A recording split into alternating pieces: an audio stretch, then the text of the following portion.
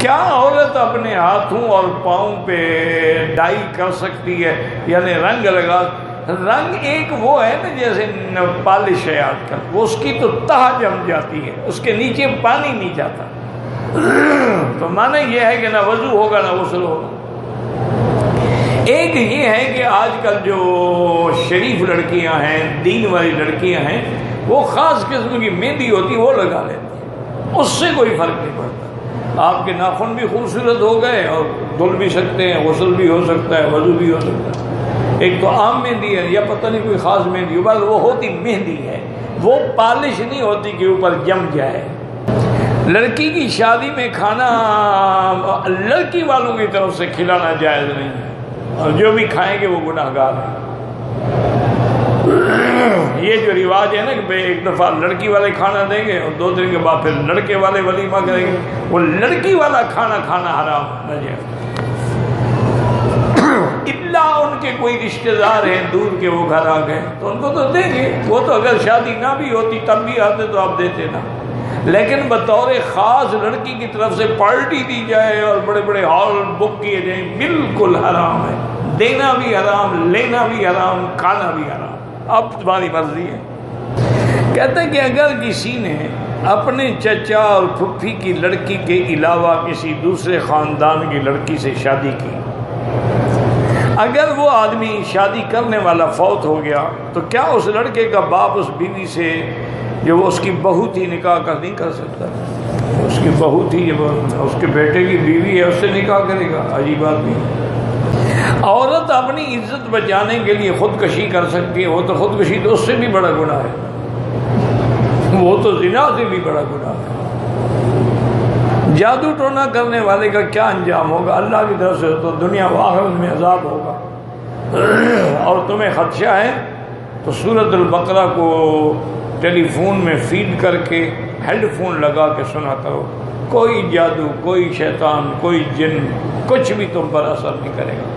ضروری نہیں ہے کہ روز سورۃ البقرہ پوری سنو، تھوڑی تھوڑی کر کے سنتی رہو، صبح و شام جب موقع ملے تو انشاءاللہ یہ جادو وادو سب نکل جائیں گے۔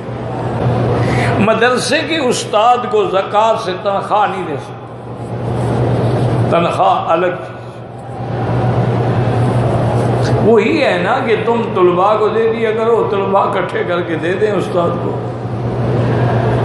تم زکوٰۃ سے تنخواہ نہیں دے سکتے۔ میرے اوپر بہت قرضہ ہے، اس کا علاج ہے استغفار، کہ کم از کم 2000 دفعہ روزانہ استغفر اللہ الذی لا الہ الا هو الحی القیوم واتوب الیہ۔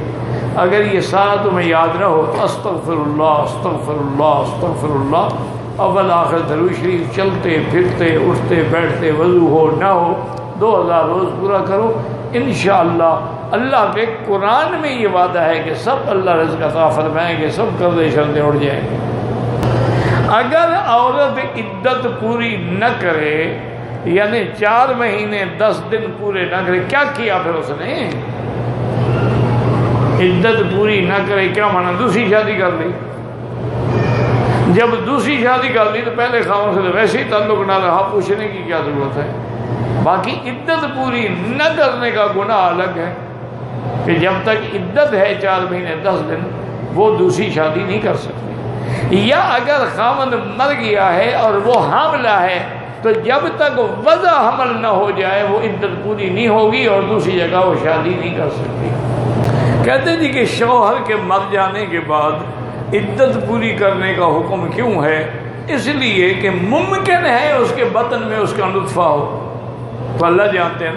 اب 2 3 4 دن 15 دن 20 دن کا تو کسی کو پتہ نہیں ہوتا نا جب تک ٹیسٹ نہ کرائے، تو اس لیے حکم ہے کہ وہ ایک تو اتنا عرصہ اس کے ساتھ تعلق رہا، صحبت رہی، تو کچھ تو حیا ہو کہ اس کے غم میں رہے، اور دوسرا یہ بھی ہے کہ کہیں اس کا نطفہ تو اندر نہیں ٹھہرا ہوا، اس لیے اللہ نے حکم، اور یہ نص قطعی ہے، مولویوں کا فتویٰ نہیں، قرآن ہے کہ 4 اشہر و عشرہ، 4 مہینے 10 دن اس کو عدت پوری کرنی ہوگی۔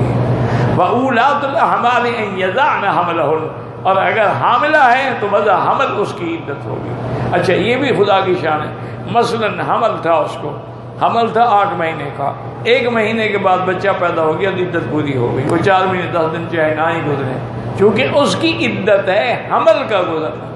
اب حمل 2 مہینے کے بعد وضع ہو گیا، 1 مہینے کے بعد، 15 دن کے بعد ہو گیا، عدت ختم ہو گئی. اور اگر حمل نہیں ہے تو پھر 4 مہینے 10 دن اور خاوند کے گھر سے نہ نکلے، سوگ کی کیفیت میں رہے، کوئی میک اپ سیک اپ شگار بھی نہ کرے، اور بلا ضرورت گھر سے نہ نکلے الا بیمار ہے، مریض ہے، کوئی حاجت ہے، ورنہ اس کو اس خاوند کے گھر سے نکلنے کی بھی اجازت نہیں ہے.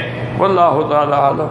آج کل تو حالات ایسے ہو گئے ہیں جی کہ ایک آدمی کسی قبرستان سے گزر رہا تھا کہ اس نے دیکھا کہ ایک بڑی خوبصورت نوجوان لڑکی ہے اور پنکھا لے کے قبر پر پنکھا چل رہی ہے.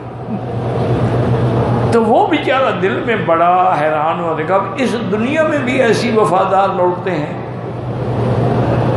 کہ خاوند کے مرنے کے بعد اس کی قبر پہ بیچاری کھڑی ہوئی ہے، پنکھا چل رہی ہے.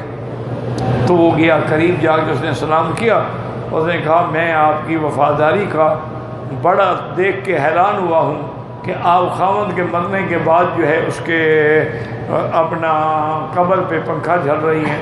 اس نے کہا نہیں، میرے خاوند نے مجھے کہا تھا کہ میرے مرنے کے بعد اتنی دیر تو انتظار کرنا دوسری شادی سے جب تک کہ میری قبر خشک ہو جائے. میں خشک کر رہی ہوں تاکہ جلدی جان چھوٹے میں شادی کروں.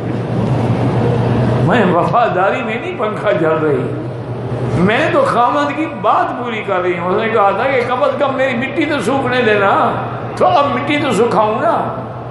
انا للہ و انا الیہ راجعون.